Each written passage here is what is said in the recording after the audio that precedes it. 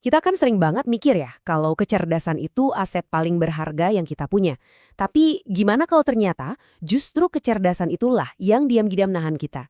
Nah, dalam beberapa menit ke depan, kita bakal bongkar sebuah jebakan pikiran yang mungkin aja selama ini menghalangi kesuksesan Anda tanpa Anda sadari. Coba deh jawab jujur, pernah nggak ngerasa punya potensi besar, tapi kok malah jadi lebih sering mikir daripada bertindak? Rasa frustrasi yang mungkin muncul dari pertanyaan inilah yang bakal kita bedah bareng-bareng. Oke, kita masuk ke bagian pertama, yaitu paradoks kecerdasan. Di sini kita akan lihat sebuah ironi yang jarang banget dibahas, gimana orang-orang dengan potensi paling besar seringkali malah jadi korban dari keunggulan mereka sendiri. Kecerdasan mereka bukannya jadi roket pendorong, malah jadi jangkar yang bikin lumpuh. Lanjut kita bahas jebakan pikiran. Setelah paham paradoksnya, sekarang kita bakal identifikasi jeruji besi dari penjara yang kita buat sendiri ini. Kita akan bedah 3 jebakan mental spesifik yang dibangun oleh pikiran cerdas yang tanpa sadar justru menghentikan langkah kita. Nah, ini dia nih jebakan pertama yang paling sering kita temui. Terlalu banyak berpikir.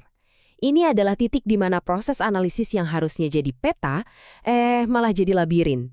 Berpikir bukan lagi jadi alat buat bertindak, tapi malah jadi alasan buat nggak ngapa-ngapain.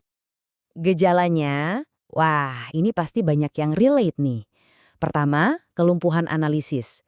Anda jadi ahli riset, baca puluhan artikel, nonton ratusan tutorial, tapi nggak pernah neken tombol mulai. Kedua, ada ilusi produktivitas. Otak rasanya sibuk dan capek, jadi kita ngerasa udah kerja keras, padahal kita belum maju 1 senti pun. Dan metafora ini, wah pas banget. Semua riset dan perencanaan itu kedengarannya hebat. Tapi kalau nggak diubah jadi tindakan, ya cuma jadi kebisingan aja. Banyak suaranya, tapi gerakannya nol. Nggak ada kemajuan sama sekali.